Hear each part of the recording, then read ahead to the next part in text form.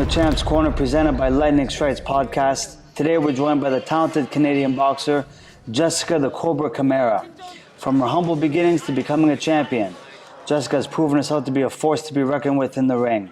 Let's dive into her journey and explore what makes her one of the most exciting fighters in the sport. Jessica, how you doing? I'm good, thanks. Good. Thanks for having me. Yeah, thanks for joining us today. So let's start from the beginning. What inspired you to take up boxing, and what was your journey like before turning pro? Well, growing up, I was born and raised in Cambridge, Ontario. My parents were fresh immigrants to Canada, so they were born in Portugal with my two brothers. They migrated to Canada. Growing up was a little rough. I mean, they were new to Canada, so just trying to, adapt to a new culture and everything. I didn't really have a close relationship with my mother. Okay. I was really close with my godmother, which is my dad's sister. So I spent a lot of time with her. We built a really close relationship. She was kind of the person that I would talk to, and I would get into fights with my parents, then run to her house, and she was the one that I would talk to, really show me love and encourage me and everything. When I was 17, she passed away of cancer. So I felt like that my life was changing. I didn't really know how to cope with that, with her passing away. I started getting really angry, getting into fights at school and stuff. Actually got expelled from school. So just trying to cope with everything. I couldn't really find a way to cope with that. So I started working out, and I felt that helped. Yeah. And I was getting really inspired just by watching women's boxing, and actually my favorite movie at the time was $1 Million Baby. Yeah, I would watch that movie on repeat. And then I was, it'd be really, really cool to, join a boxing gym. I didn't really know much about it. I was never allowed to play sports growing up, so I was never really, encouraged to go and play sport. What kind of role did your father play in your life in that time? You said you had not the best relationship with mom? Yeah, but my mom was the boss. Okay. So, okay. My mom had the upper hand. My dad was always a daddy's girl. Okay. But my mom was the boss. Whatever my mom said, it went. Okay. So, I was actually introduced to a boxing gym, and it was a couple of years after my godmother passed away. It was probably, I was 18. I was 18. Yeah.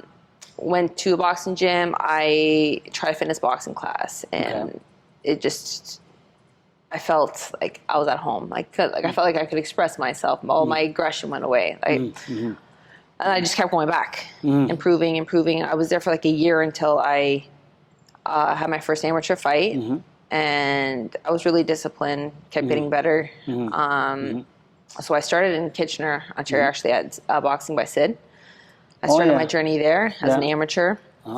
I was at that gym for about 5-6 years. Okay. And then I made my way over to Toronto because he was a part of a smaller organization called OBA? OBA. Yes, I remember. Yeah. So they only had like smaller tournaments and stuff. They had like Golden Gloves, but you never really got to. Yeah, you didn't go to nationals or anything like that, right? So I was fighting the same girls all the time, and I kind of got to a point where it was like, do I turn pro? But I didn't really have that much experience. So I decided to make my way over to Toronto. I was training with Chris Johnson at the time. So then, at that point, I did the provincials and all the qualifying tournaments. I won all the tournaments, went to nationals, won my first nationals, was on the national team. And from there, it was like, okay, I'm ready to turn pro. And I was kind of, trying to decide. And at that time, I had been training with Adrian Teodorescu. Yes, Teodorescu. It was how I pronounced his last name. And he had just passed away. Oh, yeah. So it was like, we were talking about turning pro. And when he passed away, it was like, what do I do now? And I was weighing out my options. I'm like, I don't really know where to train. But then at the time, women's boxing was still not really on the rise. His son doesn't take on any pros, no? Teodorescu had a son that coaches too, does he not? Yeah, I didn't really work with him at the time, though. Okay.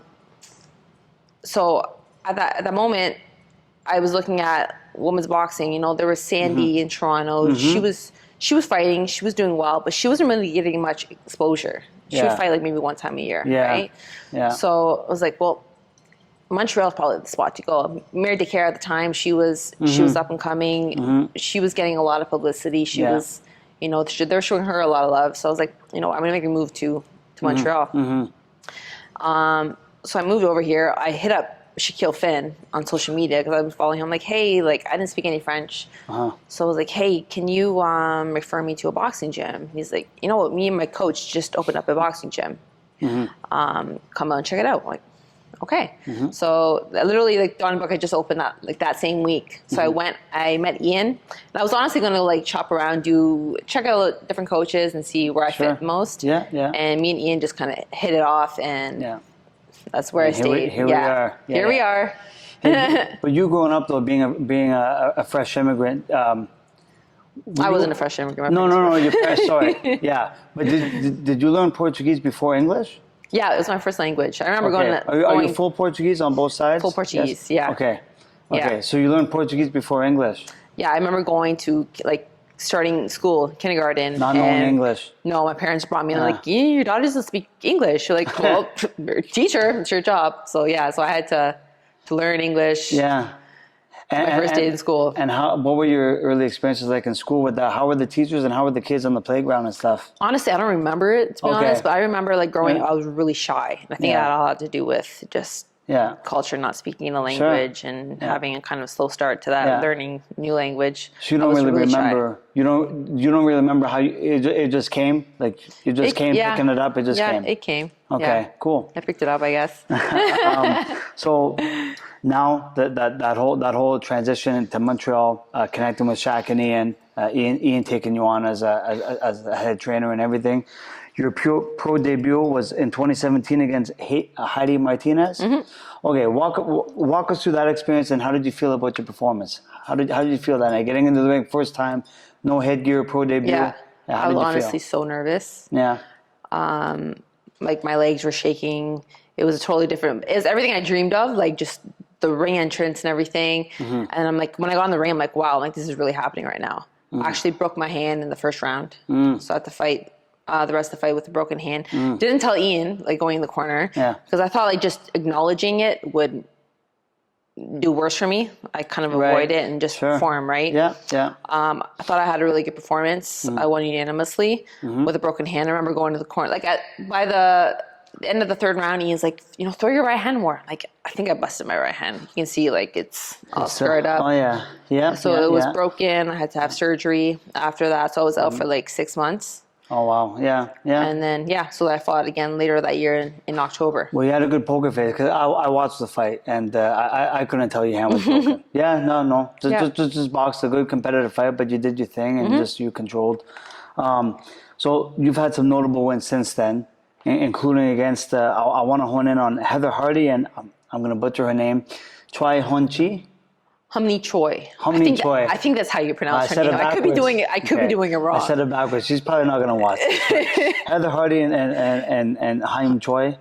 So those were big wins. What was going through your mind during those fights, and how did you prepare for them?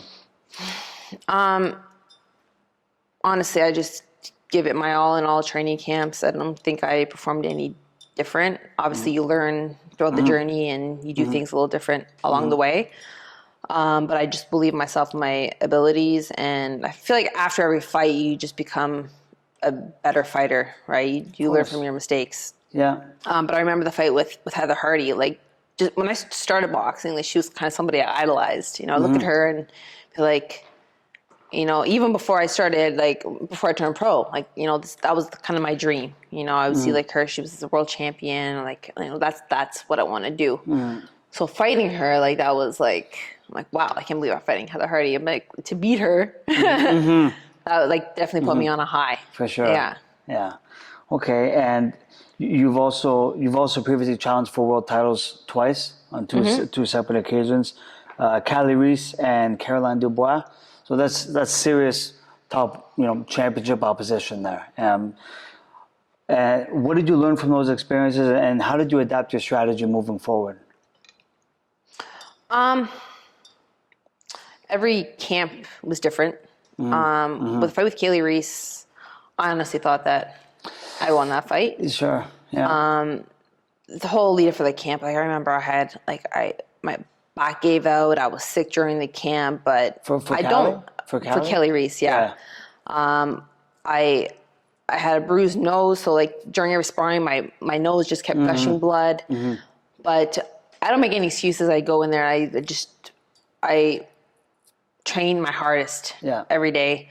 And I thought I had a really good performance that day. And even though I didn't come out with the win, I think I still proved a statement. And I proved that I belonged in there. Yeah.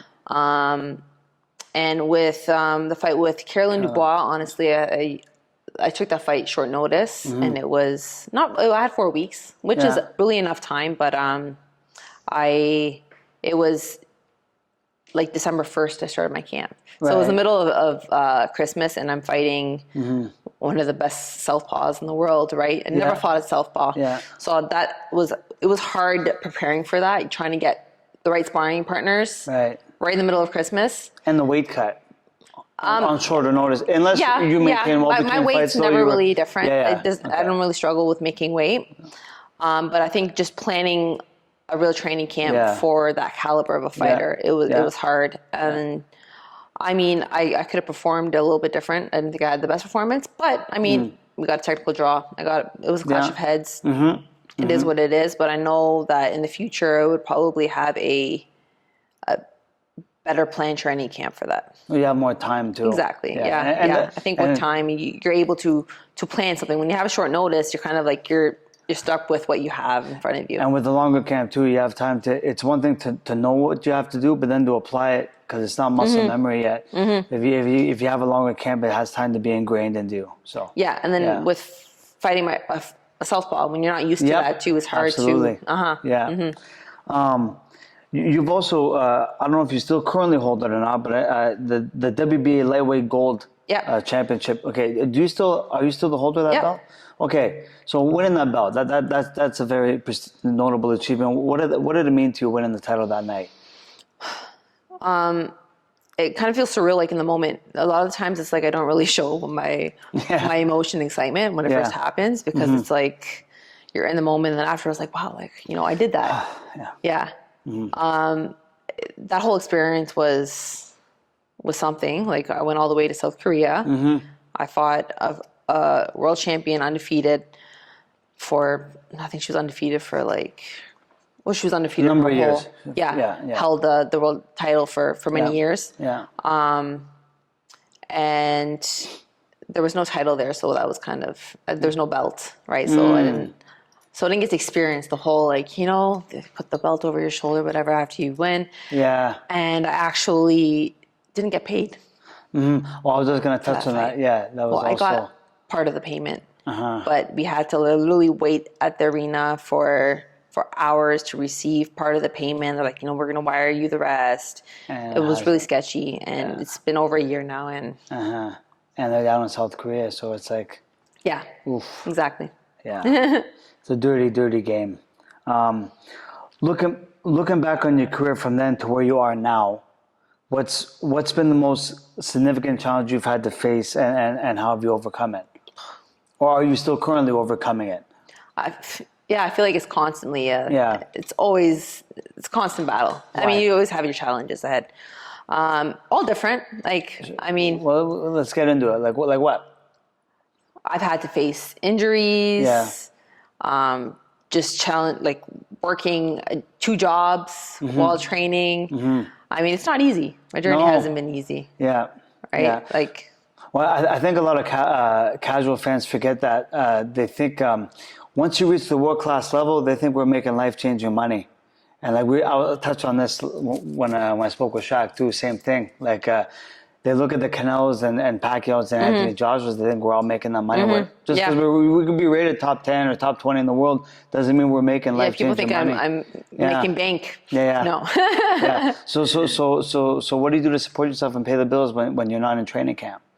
Well, I have a full-time job, so I work at ATS Containers. So I work there 40 hours a week from Monday to Friday. I work from 8 to 4:30 every day, and I also coach. Okay. Yeah. So usually, on a day-to-day basis, I'll wake up, I'll train a client at 6:30 a.m., go to work right after, and I actually train during my lunch break. Okay. And when I come back to work, I'm like kind of eating and working at the same time. And then right after work, I go right back to the gym and I train clients. Now, when you're in camp, When I'm in camp, I do the same thing.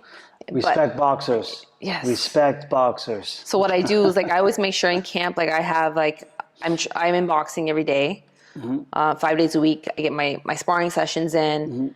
I get at least 3 runs in a week, and I have 2 strength and conditioning sessions. Yeah. So I'm training 2 times a day, usually. Yeah. So what I would do if I have a client at 6:30, I'm waking up at 4:30. I'm running at 5 a.m. And I go train my client, go to work, go to the gym, train. Sometimes I'm sparring 10 rounds, and I clock right back into work. Right after that, work, go back to the gym. I train my clients, and then after I'm training my clients, I'll do my my strength conditioning. So it's a long, day. When you hit that bed at the end of the day. So what advice would you give to young boxers just starting out, and what qualities do you think are essential for success in this sport?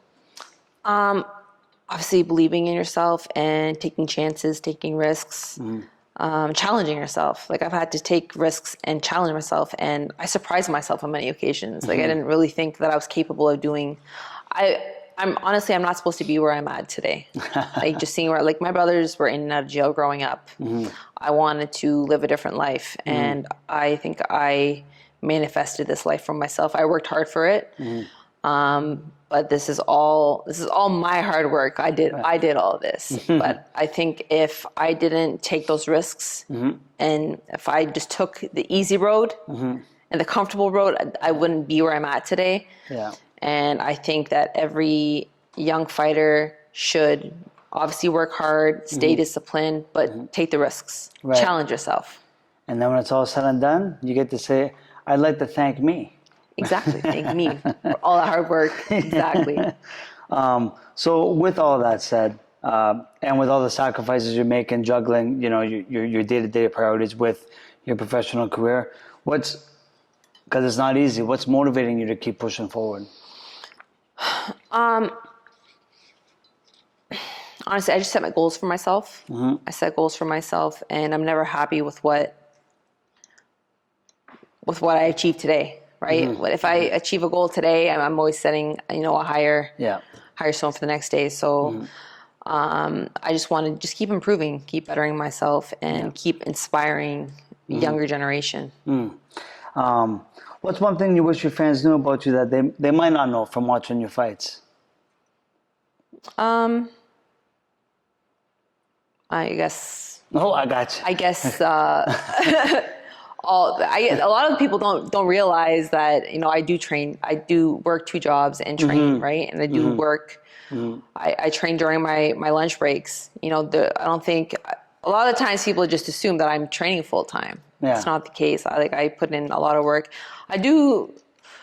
Ian always says I'm a workaholic. He goes, "You don't do too much." And even if I have time off, I always find myself, I'm always doing something to stay busy. I can't really just not do anything. Sure. So that's ADHD. I believe that's what we call it. Maybe I do have ADHD. Was there ever a moment where you felt like giving up in this whole journey in this business? Like say the fight with Kylie Reese, I watched it, and you can definitely make a strong argument that you got the short end of the stick, and if that would have been somewhere else, you would have got the decision. So moments like that, was it ever a moment where you felt like giving up?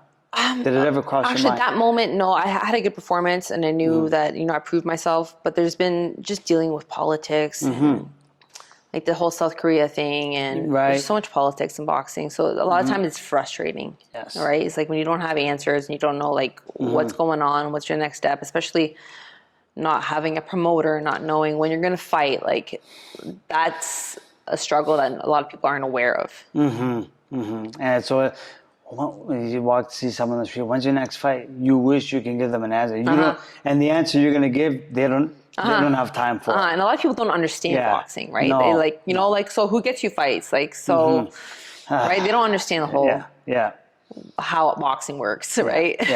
No, because you lose them at a certain point, because it is very complicated, our business, where it's like you lose them halfway. So it's if you could go back in time and give advice to your younger self, what would it be? That's a good question. It's the only ones I have. Good To my question. younger self, like how young? Well, that's up to you. That's up to you. Well, okay, so when you were a kid. When you were a kid. When I was a kid, I probably, if I would whatever have time known, in your life that you thought, where you thought differently about certain things, or what I your wish I would have aspirations started were? boxing earlier. Okay. I started boxing when my first fight was 19. Yeah. Right? If I would have just started early, I feel like my career would have been a lot different. Right. But my circumstances were a little different. I didn't have a supportive family. I wasn't even allowed playing soccer when I was younger, right? So I think if that was a little different, my journey That's would almost be a rite different. of passage. If you're Portuguese, you should be playing soccer. That's right? That's a rite of but passage. I was a girl, and girls shouldn't be playing sports, right?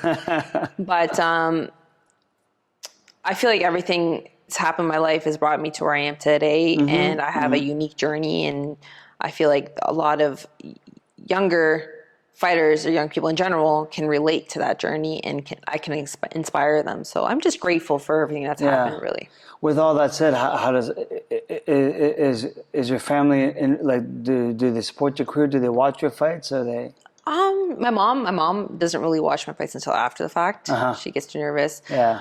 When I first started boxing, I remember being like, okay, so when are you going to stop? I'd come home with a black eye. Okay, like it's enough now. Go get a job, like go work. But like now with all my accomplishments, obviously like my family's proud. Yeah. Good. So yeah, they're happy. Good. They're happy. Good. Yeah. Yes. So you prove them wrong. Yeah. Good. There you go. Final question, Jess. Just give me a moment here. I lost my piece here. Just what's next? Are there any upcoming fights or projects that you're working on that you can share with us? I do have something big coming up, but I can't speak of it as of now. So it's supposed to be first here on Lightning Strikes Podcast. Tuned. Stay tuned. It may come out before this video comes out, but all right. Stay tuned. I got big things coming, and I'm excited. It's going to be a big year for me. Sounds good. All the best, Jessica. Thank you for your time. Thank you.